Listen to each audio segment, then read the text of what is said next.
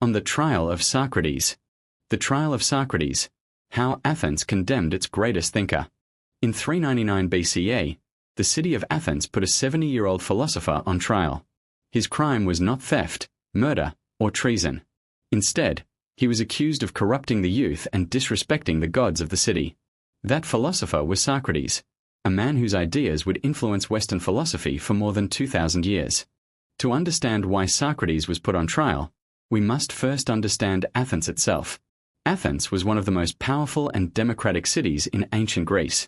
Citizens were proud of their freedom and their political system. However, the city had recently suffered through war, political instability, and social tensions. Many Athenians were frustrated and looking for people to blame for their problems. Socrates was an unusual figure. Unlike other teachers of his time, he claimed that he possessed no special wisdom. Instead, he spent his days walking through Athens, asking questions. He questioned politicians, poets, craftsmen, and anyone who claimed to know something important. Through careful questioning, he often exposed contradictions in their beliefs. This approach became known as the Socratic method. Socrates believed that many people lived with false confidence. They thought they understood justice, courage, virtue, and truth, but when questioned deeply, they often discovered they did not. Socrates famously declared that his wisdom consisted in knowing that he knew nothing. This attitude challenged powerful individuals and embarrassed many respected citizens. His questioning attracted many young Athenians. They admired his intelligence and his willingness to challenge authority. These young followers watched as Socrates exposed the ignorance of influential figures. While many saw this as a valuable lesson in critical thinking, others believed it encouraged disrespect toward traditional authority. Eventually, 3 men brought formal charges against Socrates. The primary accusers were Meletus, Anytus, and Lycon. They accused him of 2 main crimes: not believing in the gods recognized by the city and introducing new religious ideas. These charges led to one of history's most famous court cases. The account of the trial comes mainly from the work of Socrates' student, Plato, particularly in the dialogue known as Apology. In this text, Socrates defends himself before a jury of hundreds of Athenian citizens. Rather than begging for mercy, Socrates speaks boldly. He argues that he has spent his life serving Athens by encouraging citizens to think critically about their beliefs and actions. He compares himself to a gadfly, a small insect that continually stings a horse to keep it awake. In the same way, he says, he keeps Athens awake by questioning complacency and ignorance.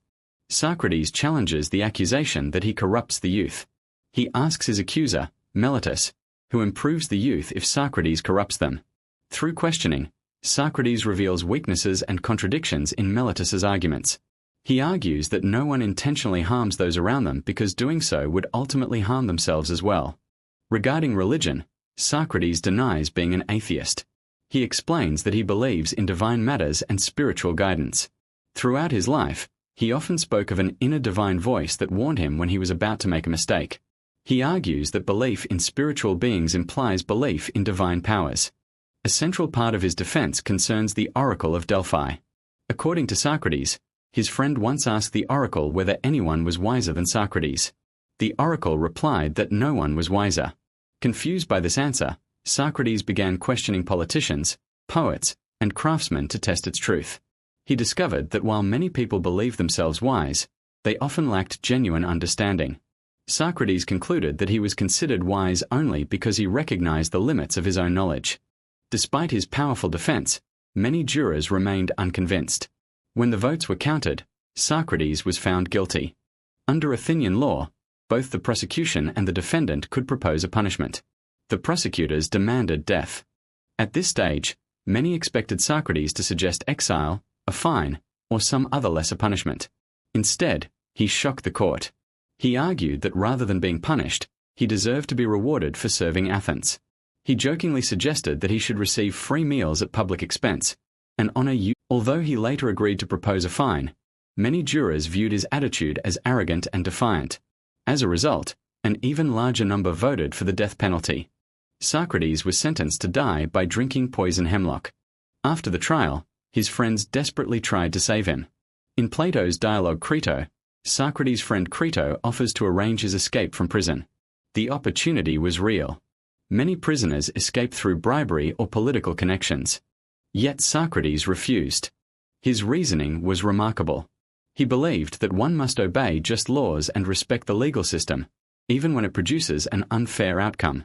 If citizens ignored laws whenever they disagreed with them, society would collapse into chaos.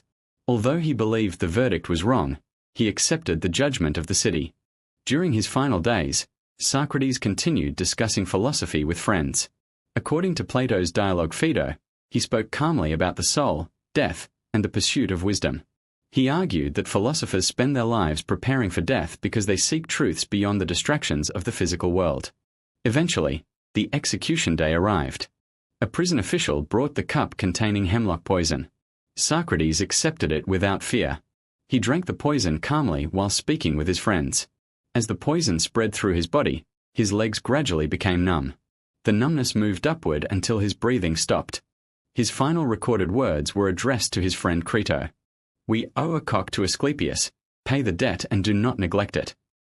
Scholars still debate the exact meaning of these words, but many interpret them as a symbolic statement that death was a kind of healing or release.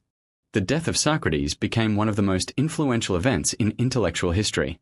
His execution transformed him into a symbol of free thought, moral courage, and the pursuit of truth. Through Plato's writings, Socrates continued to influence generations of philosophers, scientists, political thinkers, and educators.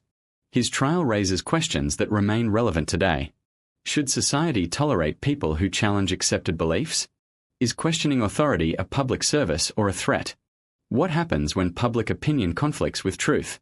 Should individuals obey laws they believe are unjust? What is more important, survival or staying true to one's principles? More than 2,000 years later, the trial of Socrates remains a powerful reminder that the search for truth can be dangerous.